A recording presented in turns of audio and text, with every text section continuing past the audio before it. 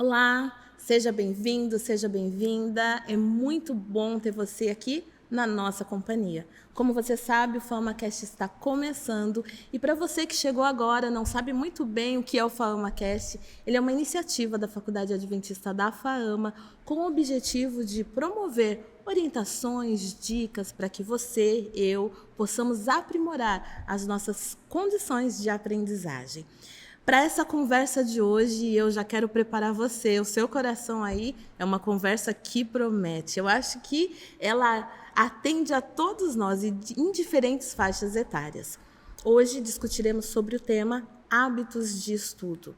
Se você quer ter excelentes desempenhos, hábitos de estudos é uma dica que não pode faltar. É um hábito que não pode faltar na sua vida. E para essa conversa, que a gente está super empolgado e a gente quer muito que você continue aqui com a gente trouxe convidados especialíssimos. Para falar a verdade, escolhidos a dedo. Quero começar com a nossa convidada, Clarimere. É um prazer ter você aqui com a gente. A Clarimere, ela é pedagoga, psicopedagoga, ela é pós-graduada em psicopedagogia institucional e clínica e também em metodologias ativas. Ela tem uma longa experiência aí na docência, também tem uma experiência na coordenação educacional e hoje ela atua como coordenadora de uma das nossas instituições. Ela cuida aí de várias escolas, dando suporte pedagógico para as coordenadoras das unidades escolares. Clarimere, seja muito bem-vinda. Dê o seu oi aí para a galera. Estamos curiosos, eles estão curiosos para poder te conhecer. Muito obrigada, professora Liliane, pelo convite. Espero poder contribuir ao FamaCast. É um prazer estar aqui com vocês. Muito bem, o prazer é todo nosso. E o nosso segundo convidado é alguém também muito especial. Ele está bem próximo de quem estuda aqui na FAAMA e não é nada mais, nada menos do que o Dr. Dércio Lopes Júnior, ele que é o diretor acadêmico da Faculdade Adventista da Amazônia. Ele é doutor em administração pela Unicamp, mestre em administração pela FECAP. Ele é diretor de graduação, pós-graduação, pesquisa e extensão em educação à distância na FAAMA. Possui especialização em finanças e em gestão também em educação à distância, é graduado em administração, ciências contábeis, teologia, é autor dos livros Gerenciamento de Projetos ao Alcance de Todos, O Poder do Voluntariado e Estratégia Empresarial e Administração na Igreja Missional. Dr. Dércio, é ótimo tê-lo aqui, é muito bom ter a sua presença. Dê o seu oi também para os nossos participantes do FamaCast. Obrigado, professora Liliane, pelo convite. É muito bom para nós estarmos aqui e participar desse projeto tão legal da FAAMA que tem já beneficiado tantas pessoas. Ok. Uau, que currículo extenso, Dr. Dércio. E eu confesso que fiquei bastante surpresa por um detalhe que eu acho que chama a atenção de quem está acompanhando também aqui com a gente. Você é uma pessoa jovem, né? E com uma carreira assim, acadêmica, de títulos extensa. Não há dúvidas que você teve aí um vínculo positivo com a aprendizagem, né? Com os estudos. Isso não há do que se duvidar. Agora, a pergunta que não quer se calar. Foi sempre assim? A questão da aprendizagem é um desafio para a gente. A gente começa na infância e isso tudo tem diferenças. O estímulo que você recebe em casa, a forma como as pessoas te impõem. Os meus pais não tinham estudado, eles estudaram depois de maduros já, tanto meu pai quanto a minha mãe, mas eles sempre colocaram para mim e para minha irmã que nós tínhamos que estudar. Então, nós sempre fomos muito estimulados. E eu sempre fui muito acelerado, então eu acostumei a fazer coisas simultaneamente, né? Toda a minha carreira de estudos eu fiz trabalhando, todos os cursos, e aí às vezes eu fazia eu fiz, por exemplo, contábeis, eu fiz em 2 anos porque eu já tinha feito administração, eu fiz teologia simultaneamente com a pós-graduação, então essa simultaneidade me ajudou a conseguir alcançar os dados, assim, e adiantando, vamos dizer, algumas coisas, né? O mestrado e doutorado também eu fiz num tempo menor, aproveitei o tempo e fui puxando as coisas. Mas a palavra-chave, eu acho que aqui, professora, não é... Eu não sou superdotado, não tenho super habilidades, eu tenho amigos que têm, né? Eu não tenho isso aí. Mas uma coisa que para mim fez muita diferença foi aprender a concentrar as minhas prioridades. Porque quando você observa o seu dia a dia, a gente perde muito tempo. Não é uma paranoia por estar o tempo inteiro ocupado, mas a questão de nós sabermos onde colocar nossa energia na hora certa, isso para mim foi uma coisa que eu aprendi na adolescência e que fez diferença em toda a minha vida e faz até hoje. Conseguir equilibrar esses hábitos de estudo, o horário de cada coisa. Agora é hora de estudar, agora é hora de trabalhar. Então, eu até criei e-mails diferentes para isso, e-mail de trabalho, e-mail de estudo, para poder concentrar minha energia no estudo na hora certa. Que bacana, fica a dica para quem aí quer se inspirar, né, na boa referência aí que a gente está tendo aqui na nossa bancada, e-mails separados, né, para diferentes coisas, e ter o estudo como uma prioridade. Muito bacana. Clarimere, você está muito ligada a alunos com dificuldades de aprendizagem, né? E a gente sabe que a realidade que aconteceu na vida do Dr. Dércio, ela não é a realidade para todas as pessoas num ambiente escolar, acadêmico, não é. As realidades mudam, a maneira como as pessoas reagem diante dela também muda. E aí, como falar sobre a motivação para estudar? Você vê que o Dércio já sinalizou logo no início da fala dele. Ele teve um apoio da família, ele teve um incentivo da família. Enfim, o vínculo dele foi positivo. E, pelo relato dele, desde sempre. Né? Essa não é a realidade de todos os estudantes, todos. A motivação, ela de fato impacta no desempenho, no final do processo da aprendizagem? Ou não, eu estudar assim só pela disciplina, está valendo, vai ser o mesmo aproveitamento daquela pessoa que vem motivada para o ato de estudar? A motivação, ela ativa, né, e faz o aluno realmente querer, se torna significativo, né? Então, uma das dicas é realmente a gente procurar um propósito, uma meta a ser alcançada, né? O professor falando ali do estímulo que teve da família, dos pais, muitos têm, né, os pais não tiveram oportunidade, querem dar aos filhos e aí estimulam. No meu caso, para a área que eu atuo hoje, para a área educacional, a área de dificuldades de aprendizagem, eu acho que o maior estímulo foi o fato de eu ter uma irmã surda e ver ela com dificuldades na escola por não ter os recursos. Então, quando eu fui me deparar com os alunos nas escolas, quando eu fui começar os estágios, de cara eu falei, é isso que me motiva, eu quero fazer esses alunos aprenderem, eu quero ajudar eles. E se a gente não encontrar essa motivação, realmente vai ser complicado. Existem outros caminhos, mas esse é um caminho que ajuda muito, né? Inclusive na questão do foco. Nós temos muitos alunos com dificuldade de aprendizagem, TDAH é um exemplo, né, déficit de atenção, em que ele, às vezes, não consegue se concentrar numa sala de aula para assistir uma aula, mas ele consegue ficar à frente de uma TV ou de um jogo que motiva ele de alguma forma e ele consegue concentração, consegue foco, consegue atenção. Então, a motivação eu acho que é primordial para a aprendizagem. Ela é um caminho assim que facilita muito. Você precisa, então, encontrar uma razão que te impulsione. E aí, professora, eu entro com a outra questão, o autoconhecimento. Outro fator que me ajudou muito na minha caminhada foi esse autoconhecimento, em partes por busca de estudos, outro não sei, acho que da natureza, que do autoconhecimento tem me ajudado muito a saber o que eu queria, a saber onde eu podia ir com mais facilidade, onde eu precisaria ter um pouco mais de atenção. Então, assim, o autoconhecimento, como eu aprendo? Qual a melhor forma de eu aprender? O professor não pediu para anotar, mas eu quero anotar. Eu anoto. O professor pediu para anotar, mas eu acho que se eu for anotar, eu não vou conseguir prestar atenção. Eu quero prestar atenção, não quero anotar. Então, o autoconhecimento ajuda a gente no caminho da aprendizagem. O que serve para um, necessariamente, nem sempre vai servir para o outro. Ok, ótimo. Dr. Dércio, algumas pessoas acham que a gente tem uma rotina de estudo, para alguns soa como um excesso, como uma prática de alguém sistemático, né? Da sua experiência, tanto pessoal, quanto também de docente, porque você tem uma experiência ampla aí na docência. Você lida com pessoas de diferentes personalidades, diferentes estilos de aprendizagem, de diferentes realidades. Qual é o lugar da rotina de estudos? Qual é o impacto dela na aprendizagem? Isso é coisa mesmo só de gente sistemática, só de gente, de repente, excessiva? Fala um pouquinho pra gente sobre isso. Isso na verdade, professora, é neurocientífico, né? O nosso cérebro, ele procura por rotina. Porque a rotina, ela reduz o trabalho do cérebro, ela economiza energia do cérebro. Então, quando eu crio rotinas, eu estou facilitando o trabalho do meu cérebro. Qualquer um, independente de quem seja, vai ter essa tendência a buscar uma rotina, independente do perfil sistemático ou não. Agora, o que algumas pessoas tentam fazer, como o professor citou, é pegar uma receita de bolo e querer aplicar para si.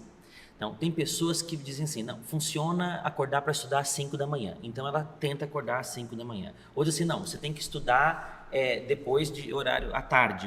Não, eu preciso conhecer, né, o autoconhecimento. Eu, por exemplo, tentei uma fase da minha vida estudar de madrugada, mas eu sou péssimo de madrugada. Você é noturno? Né? 5 horas da manhã, eu não sei nem meu nome. Se me acordar às 5, estragou o resto do meu dia.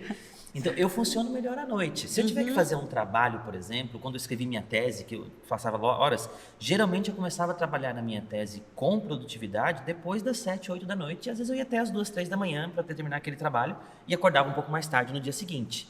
Eu tenho colegas que, se eles dormirem depois das 10, ele já não consegue mais. Então, ele faz diferente, vai dormir às 9, acorda às 3 e vai estudar. Qual é o certo? Não tem certo. Né? A gente tem que aprender a conhecer o seu mecanismo, como que é o seu ciclo biológico.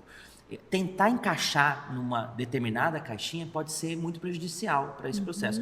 Eu não estou entrando no mérito aqui se dormir cedo é mais saudável ou não, mas na questão da sua produtividade de estudo, isso pode ser diferente, você se conhecer melhor nisso.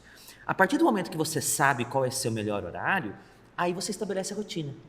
Né? Então, depois de um determinado ciclo, olha, esse aqui vai ser meu horário de estudo, é das 8 às 10 da noite, ou é das 5 às 7 da manhã, ou é no horário do almoço, porque eu trabalho, então esse horário do almoço eu vou comer e vou estudar junto, eu treino meu cérebro para isso. Né?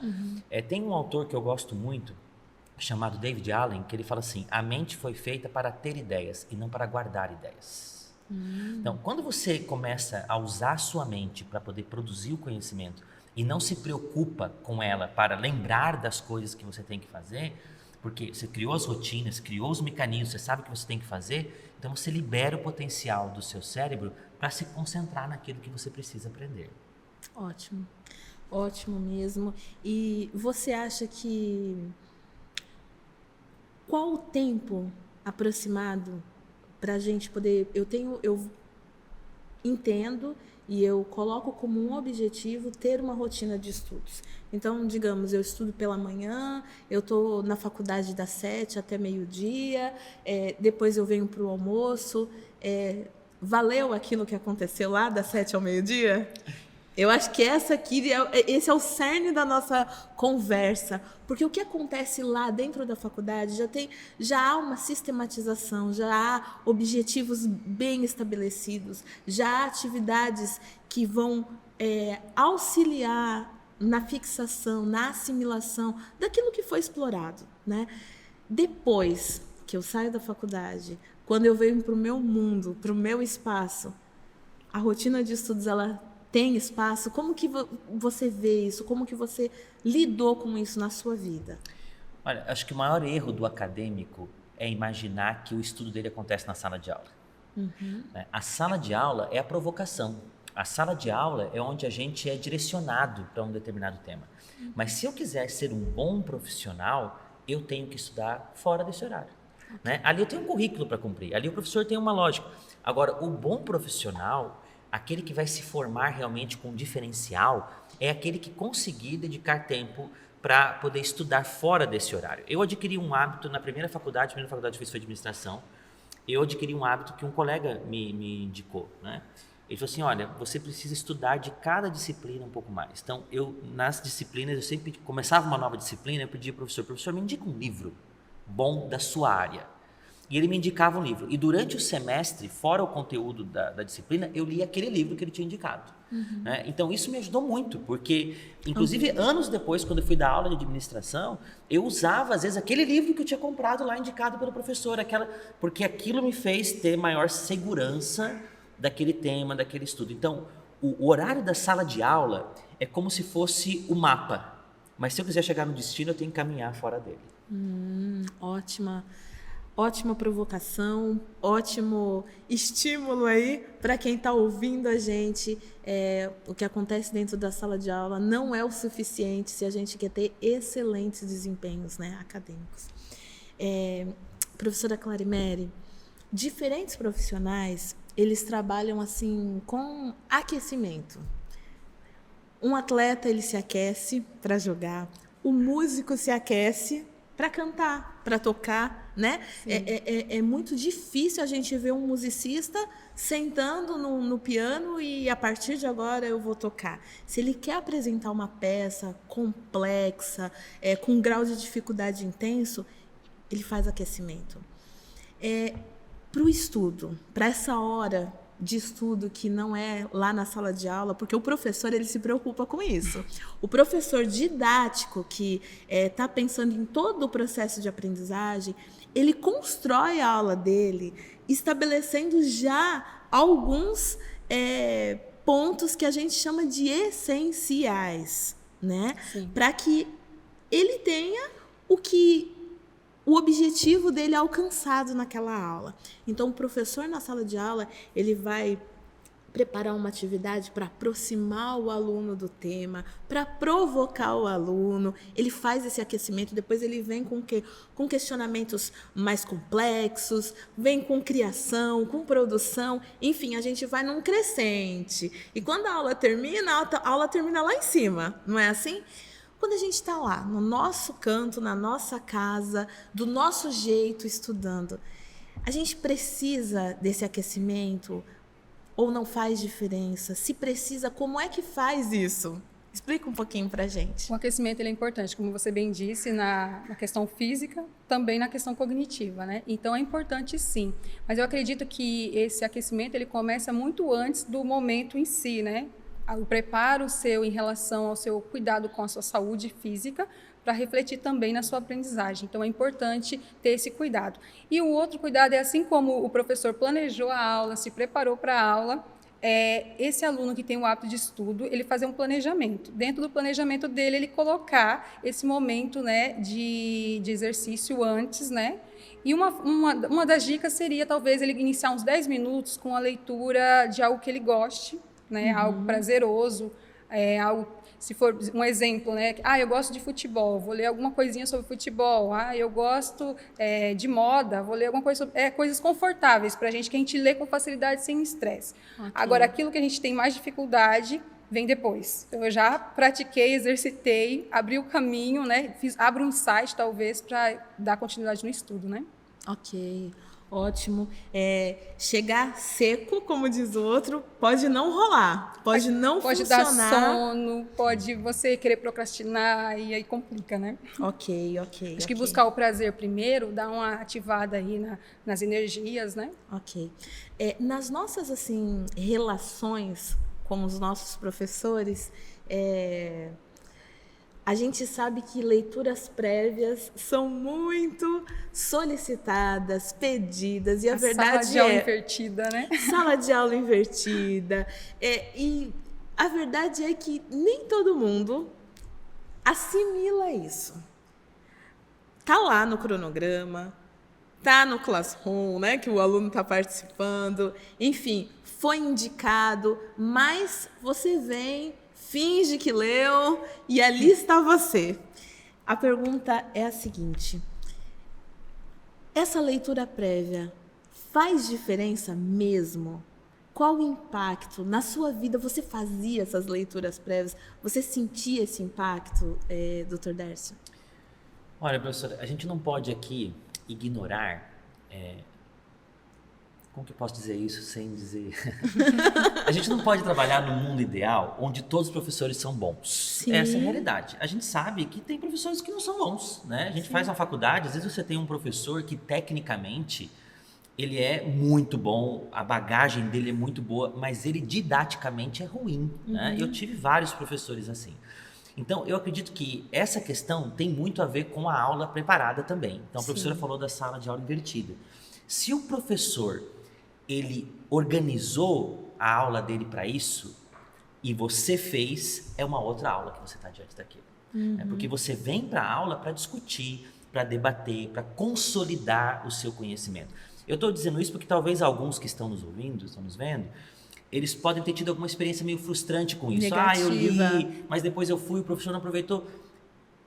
Tem aluno bom, aluno ruim, professor bom, professor ruim, ponto. Essa é a realidade. Agora, se você tem um professor que se preparou para isso, organizou e ele passou esse texto, o nível de aula é completamente diferente. Porque as aulas são organizadas dessa maneira. O encontro da sala de aula, ele não é usado para transmitir o conhecimento. Ele é usado para consolidar o conhecimento. É onde nós vamos trazer as ideias, os debates, aquilo que realmente contribui, os cases realmente práticos daquele assunto. Então, quando a gente vai para uma aula dessa, bem preparada, sem se preparar, aí você perdeu 70% dessa oportunidade que você teria ali. Né? Porque você vai ter que tentar assimilar aquilo na hora. A gente, quando vai começando a ir para quem já está pensando em fazer um mestrado, uma pós-graduação, está planejando isso, qual que é uma grande frustração de quem vai para o mestrado? Ele acha que no mestrado vai ter aula expositiva, porque ele está acostumado assim na faculdade e está acostumado assim na escola, que ele vai chegar lá, vai sentar e o professor vai dar aula. Não existe isso no mestrado. No mestrado, ele vai te dar 2 artigos para você ler durante a semana e quando você chegar, os alunos vão apresentar um seminário ou vão discutir, todo mundo debater. Não tem aula expositiva mais. Porque à medida que vai subindo a maturidade do estudante, cada vez mais é necessária essa interação com o conhecimento. E mesmo nos níveis anteriores, a gente pode explorar isso de maneira correta, desde que os 2 lados estejam bem alinhados nessa direção. Ok. Ótima reflexão. A gente está no mundo assim mundo digital, mundo tecnológico, mas no ambiente educacional, muitos estudantes continuam usando papel, lápis, caneta, né? Alguns trazem o seu notebook, fazem as suas anotações, mas enfim, o anotar ainda é algo que faz parte do mundo educacional. Faz parte, não há... a gente fez uma pesquisa aqui com os alunos da FAAMA e a gente perguntou para eles como é a experiência de anotação deles. Se eles conseguem assistir e anotar, se assistir e anotar atrapalha. E 49% dos alunos, eles relataram ter dificuldade em anotar e prestar atenção ao mesmo tempo. Eles sentem que interfere o que está ouvindo e a anotação, e aí ele já se perde com o que o professor está conversando. Na sua experiência como psicopedagoga, professora Clarimele, que lugar a anotação tem na aprendizagem, né? E que atitudes assim funcionais o aluno pode ter para poder fazer as anotações, se elas são relevantes? Como eu falei do autoconhecimento, em alguns casos é muito relevante. Agora, às vezes a gente peca em querer anotar tudo. E a gente precisa buscar as palavras-chave, né? O que é importante, que vai me ajudar a lembrar depois do que ele está falando. Agora, se eu ficar o tempo todo copiando, eu acabo correndo o risco de não prestar atenção no que está sendo falado, me perder aqui nas anotações e depois não conseguir fazer conexão do que eu anotei com o que eu ouvi, porque não ouvi direito, né? Então, acho que palavras-chave, esquemas, é necessário em casos de quem sente essa necessidade, é importante. Outros casos, só ouvindo e vendo vai ser suficiente. Depois ele vai lembrar de algumas coisas. Algumas teorias dizem que 2 horas depois é interessante você também fazer anotações. Então, você assistiu, não anotou nada, mas 2 horas depois você vai e faz as anotações, para que fixe ali, né? Então, a anotação tem um papel importante. Como eu falei, alguns casos não vão fazer uso e vão conseguir fluir bem, outros precisam. Num ato que você está lendo, o papel da anotação, do grifado ou dos post-it, sempre pensando em palavras que vão te remeter depois, te fazer lembrar. Quando anotar alguma coisa também é importante estar anotando com as nossas próprias palavras e não só o que o professor transcreveu o que o professor está falando, né? Então, você vai conseguir ali, de fato, ser uma assimilação, uma acomodação do que você está ouvindo, do que você está aprendendo e se torna significativo, né? Ótimo. Olha, professora, e isso que a professora disse muito do autoconhecimento é muito importante, até para a gente escolher como que nós vamos fazer as anotações. Então, tem 2 livros interessantes e completamente antagônicos que mostram isso. Então, tem um livro que chama O Método Bullet Journal, Esse livro foi escrito por um autor que ele trabalha com apps, inclusive, mas ele sempre usou o método de anotação em cadernetas, né?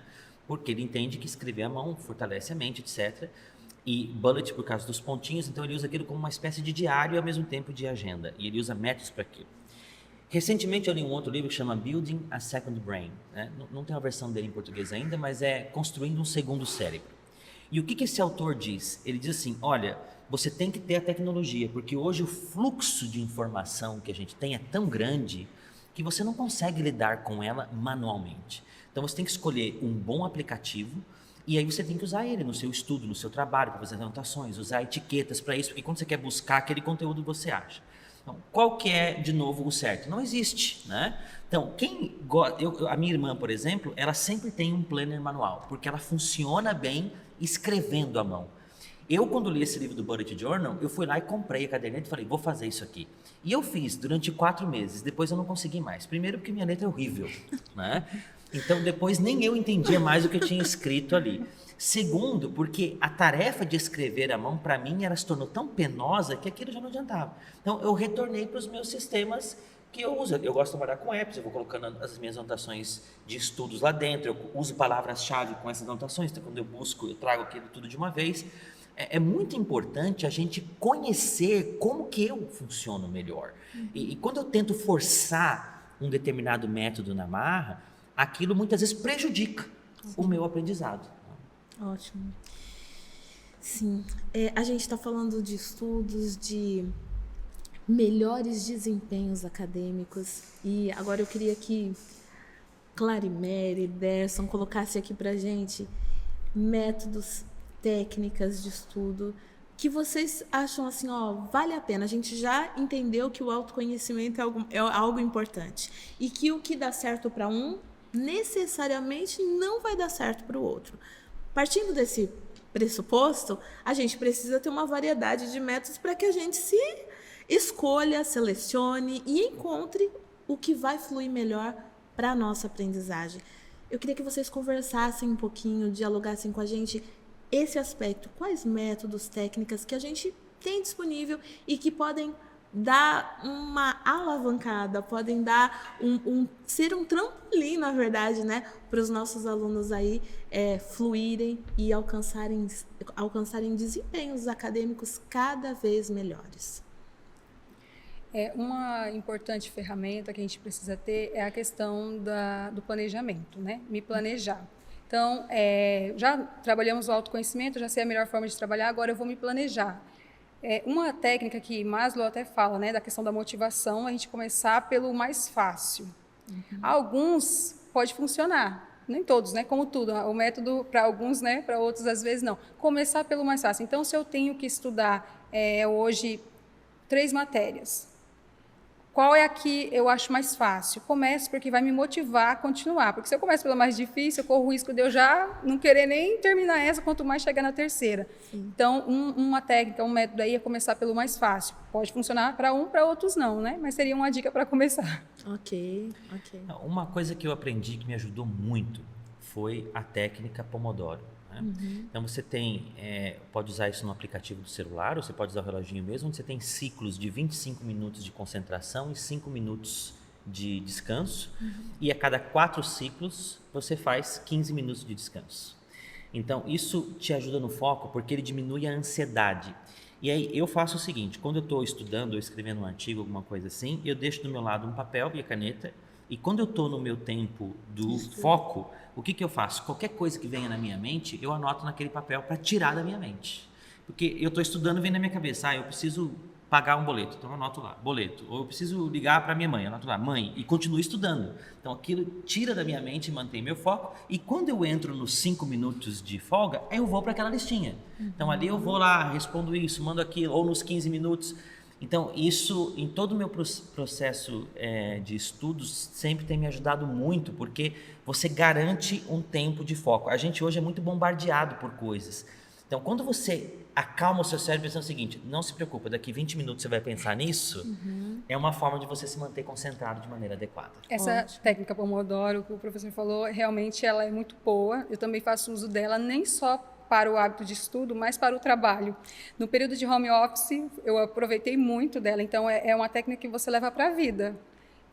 Você trabalhar com esse foco, 25 minutos, 5, por quê? Porque agora a gente ficou muito mais, após a pandemia, refém do WhatsApp, das redes sociais, porque você trabalha aqui no presencial, mas você tem que corresponder também de forma híbrida a quem espera esse retorno do outro lado, né? Sim. Então, 25 minutos eu me concentro aqui no presencial, 5 minutos eu vou ali pro online, né? Uhum. Então, essa técnica, prof, realmente, ela veio para somar muito, tanto para a área acadêmica, de estudo, mas para o trabalho, para a nossa vida de trabalho também contribui bastante. Ótimo. A gente está falando desse momento de estudo, desse hábito, e eu quero agora que a gente converse um pouquinho, queria conversar com vocês sobre o local de estudo, sobre o tempo de estudo, para a gente poder partilhar com aquele aluno que, de repente, aquele estudante que não tem essa experiência, não tem ainda esse hábito, né? Isso não é uma realidade para ele. Tem dicas, tem coisas que são essenciais ou não? Tá valendo, né? Eu acho que não pode ser nem muito confortável demais para você querer dormir e nem desconfortável para você ficar incomodado, né? Tem que ser um ambiente confortável, uma boa luz, né? Com essa fala, a cama, então, não dá certo, né? O sofá... Pode, e como a gente falou no começo, alguns funcionam na cama também, né? Não sei. Mas, assim, para começar, você se testando, se conhecendo, acho que é interessante você começar ali com a mesa, uma cadeira confortável. Se não fluir de nenhum jeito, você vai testando, né? Ótimo. Quem sabe a cama seja, né? O lugar, não sei. Ótimo. Eu acredito muito no poder das dicas para o cérebro, né? Existem muitos estudos sobre isso. Então, é importante você criar o ambiente que te remeta àquilo que você tem que fazer. Por exemplo, ter um pequeno mural onde você coloque datas das suas entregas, dos seus trabalhos e provas, né? Você colocar por escrito ali as disciplinas que você está estudando naquele semestre, ou algum ou outro pensamento que te estimulem a buscar o que você quer, ou, por exemplo, um alvo que você tenha e coloca aquilo ali, eu estou estudando enfermagem, eu quero trabalhar no hospital, coloca a foto do hospital ali, sabe? Então, esses elementos, eles condicionam o teu cérebro, e quando você vai cansando, o que é natural, olhar para esses pequenos elementos te ajudam a recobrar para onde você está indo. Por que eu estou fazendo isso aqui? Né? E claro, um ambiente limpo, organizado, isso sempre vai fazer diferença, né? Aí já não faz tanta diferença de estilo, né? A gente ter um ambiente que esteja bem arrumadinho, que esteja limpo, que adequado às coisas, a caneta que eu quero usar ou o computador, o que for, isso sempre vai ajudar na minha concentração. Falando nisso, veio um insight aqui em relação ao ambiente limpo, né? Não só o ambiente limpo, mas seria interessante também você estar bem asseado, tomar um banho, não ficar num ambiente que você está suado, que você está transpirando muito, porque isso não vai te favorecer na hora do estudo. Então, o ambiente limpo, você está se sentindo assim refrescante, com vigor, acho que contribui também para você ter um foco maior, conseguir se concentrar bem nos estudos. Ótimo. Gente, nosso tempo está acabando. Foi uma delícia conversar com vocês. Eu já fica aqui o convite, a gente quer bis, tá bom? Da presença de vocês. Vocês agregaram muito com a experiência de vida, com o conhecimento que ao longo das experiências de vocês adquiriram, e muito obrigada por compartilharem. Mas a gente não pode fechar o nosso FamaCast sem poder fazer um último quadro aqui. Coisas que fiz e que deram certo. Eu queria que o Derson, a Clarimere compartilhassem. Vocês já falaram algumas coisas aqui. Coisas assim que é a nossa última mensagem para quem está ouvindo a gente, se eles esquecerem de tudo. O que de repente você fez que você falou, vale a pena você anotar, vale a pena, fica a dica aí, tá bom? Que os nossos ouvintes possam ser, nesse momento, enriquecido com algo que deu super, mega, ultra certo na vida de vocês. Bom, quando criança, era meio que instintivo, né? Não era muito natural, não tinha tanto conhecimento, né? A gente vai crescendo, a gente vai estudando, vai se apropriando de algumas coisas. Mas essa dica de estudar antes, eu nem sabia o que era sala de aula invertida. Eu já gostava de estudar. O professor falava que ia ser o capítulo tal. Ele não pedia para a gente ler antes, mas eu gostava de ler antes. Eu não sei se queria assim, se aparecer lá na sala, né? Que já sabia alguma coisa. Não sei o que me motivava quando criança. mas eu gostava muito de chegar já sabendo alguma coisa. Ótimo. Quando ele perguntasse, eu já... Então, isso de ler antes, sempre eu já fazia antes, né? Outra dica que o professor já deu em relação ao Pomodoro, isso eu trouxe depois da vida adulta, são dicas que têm contribuído muito, principalmente no período agora que a gente ficou muito trabalhando em casa, a gente ficou estudando em casa, e a gente acabou saindo do ritmo dali do estudo, então ajudou a voltar. Então, essas dicas são importantes. Outra dica, vamos lá, prof, me ajuda aí mais dicas, eu vou lembrando aqui e a gente vai falando. Além do que nós falamos aqui de coisas mais práticas, né, como a professora falou do autoconhecimento, planejamento, etc., eu acho que uma coisa muito importante é você ter em mente, bem claro na sua mente, para onde você está indo. Né? Eu, há um tempo atrás, estudei sobre definição de sacrifício, e sacrifício é abrir mão de coisas boas em prol de coisas melhores no futuro. Então, o poder do longo prazo, ele tem que fazer parte do nosso estudo. Nós não vamos aqui dizer, é lógico que é cansativo estudar. É lógico que é muito mais legal você sair no sábado à noite do que você ficar em casa estudando para a prova. Não há dúvida que passar um domingo na praia é muito melhor do que passar um domingo estudando ou escrevendo. Óbvio, mas eu preciso pensar o seguinte, eu estou pagando um preço para onde eu quero chegar. Então, se eu escolhi ser um bom professor, pedagogo, enfermeiro, pastor, administrador, advogado, eu preciso pensar o seguinte, eu tenho que pagar um preço para isso. Né? Quando eu dava aula em graduação, eu até brincava assim com os alunos, olha, o sucesso da vida ele tem um preço e eu sou o cara que veio cobrar de vocês. Eu sou o cobrador. Mas tenha em mente que não existe o sucesso sem o sacrifício. A gente precisa pagar um preço para chegar onde a gente quer. Ótimo, ótimo. Clarimere, Dr. Dércio, foi um prazer ter vocês aqui com a gente. Eu fui muito enriquecida com a nossa conversa, com o nosso diálogo, mas infelizmente o nosso tempo acabou. Fica aqui o convite, a gente quer ter vocês de volta aqui, tá bom? No FamaCast. Muito obrigada pela presença. E para você que ficou com a gente até o final, muito obrigada pela sua participação. Para que o nosso programa aconteça, o seu engajamento, o seu envolvimento, eles são essenciais. Se você gostou, foi enriquecido, apreciou o conteúdo que foi dialogado hoje aqui, compartilhe com amigos, com conhecidos. Vamos fazer uma corrente do bem, vamos disseminar o conhecimento. E, como você já sabe, aqui no FamaCast, a sua aprendizagem está em foco.